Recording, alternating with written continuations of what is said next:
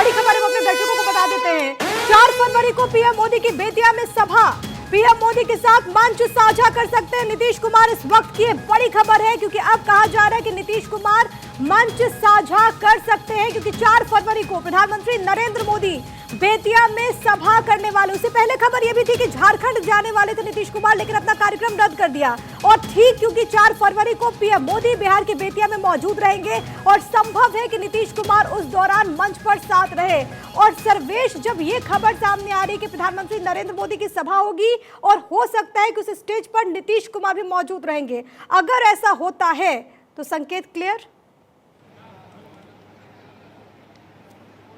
जी बिल्कुल प्रिया, देखिए 13 जनवरी को पीएम मोदी की सभा बेतिया के सुगौली में होनी थी, जिसको बढ़ाकर 27 तारीख किया गया। 27 को भी उसको कैंसिल करके अब 4 फरवरी किया गया है। नीतीश कुमार की भी ऐसे ही 21 तारीख को झारखंड में रैली थी, उसको बढ़ाकर फिर डेट बढ़ाया गया और फिर 3 फरवरी किया गया। अब 3 फरवरी का भी डेट उन्होंने कैंसिल कर दिया। तो निश्चित तौर पर एक तरह से कहा जाए तो कि अगर बीजेपी और जेडीयू के बीच में सब कुछ सामान्य होता है, सारी बातें अगर पुख्ता हो जाती हैं और एक मंच पे आ जाती हैं, तो निश्चित नीतीश कुमार भी मोदी के साथ मंच शेयर कर सकते हैं। इसमें कोई शंका की बात नहीं होगी। अगर सब कुछ तय हो जाता है, सारी बातें अगर फिक्स हो जाती हैं, तो इसमें कहीं से कोई दो राय नहीं है कि नीतीश कुमार मोदी के मंच पर मौजूद नहीं होंगे। लेकिन एक बात साफ होगी कि नीतीश कुमार ने न्याय यात्रा में जाने से साफ तौर पर इनकार कर दिया है। राहुल गांधी न्याय यात्रा के तहत बिहार के कटिहार, पूर्णिया और किशनगंज में महीने के आखिरी 3 दिनों में रैली करने वाले हैं, 29, 30 और 31 को।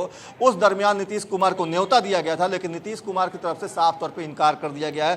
केसी त्यागी ने इस बात का खुलासा भी किया है कि अभी हमने कोई फैसला नहीं किया है। तो निश्चित तौर पे ऐसा लग रहा है कि इंडी गठबंधन से, या यूं कहें कि यूपीए गठबंधन से नीतीश कुमार का मोह भंग हो गया है और उसकी बानगी अब देखने को मिल रही है। बिल्कुल, और जैसी परिस्थितियां बन रही है, जैसा कि सर्वेश ने इस बात का जिक्र किया कि राहुल गांधी की न्याय यात्रा को लेकर के भी चर्चा थी कि उसमें जेडीयू और नीतीश कुमार खास तौर पर इसमें सम्मिलित हुए, लेकिन इसको लेकर के पार्टी की तरफ से अभी तक कुछ स्पष्टीकरण नहीं आया और ये भी कहा गया कि हम देखेंगे। लेकिन अब अगर खबर ये आ रही है कि 4 फरवरी को पीएम पहुंचते हैं और उसके बाद नीतीश कुमार वहां पर रहेंगे, तो बहुत सारी चीजें साफ हो जाएगी क्योंकि राजनीति में संकेतों के काफी ज्यादा मायने होते हैं।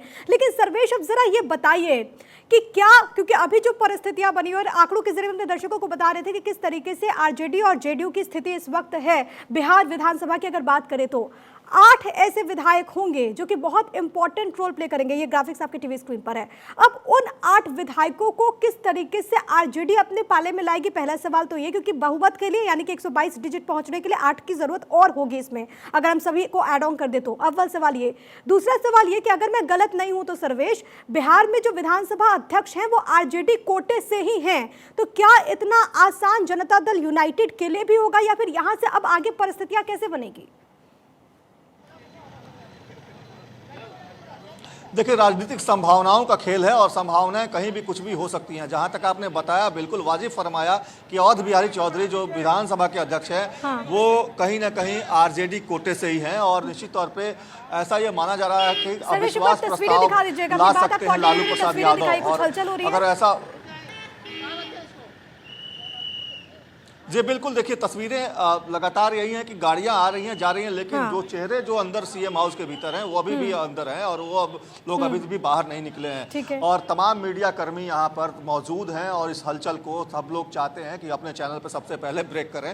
कोशिश वही है सबकी, लेकिन जो हालात हैं वो ऐसे ही बने हुए हैं और ये लगातार हालात करीब 2 घंटे से बने हुए हैं यहाँ पे। और 2 घंटे से सब कुछ बातें यही चल रही हैं कि आखिर नीतीश कुमार क्या फैसला लेने वाले हैं, उनके मन में क्या है। इस बात को जानने की कोशिश सबको है, उत्सुकता सबको है।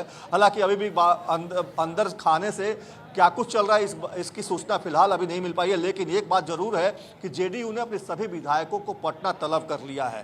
ये एक काफी अहम सूचना है जिसके तहत ये माना जा रहा है कि सरकार जो है किसी भी करवट ले सकती है। नीतीश कुमार कोई भी फैसला किसी भी वक्त ले सकते हैं। नीतीश कुमार को राजनीति का एक बहुत धुरंधर खिलाड़ी बताया जाता है और मुझे याद है जब पिछली मर्तबा वो आरजेडी के साथ, महागठबंधन के साथ रिश्ता तोड़ रहे थे तो उन्होंने भरे मंच से कहा था कि मेरी अंतरात्मा की आवाज जाग गई और उसको सुनकर मैं ये फैसला ले रहा हूँ।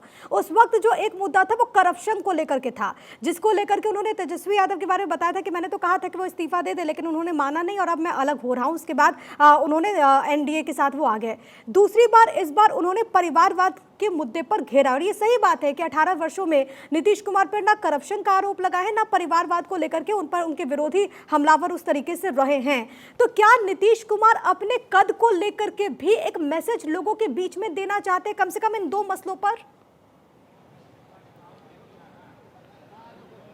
जी प्रिया, देखिए इमेज कॉन्शियस रहे हैं नीतीश कुमार, लगातार इस बात को उनकी पार्टी कहती भी रही है। इमेज को लेकर कभी भी उन्होंने कोई समझौता नहीं किया है।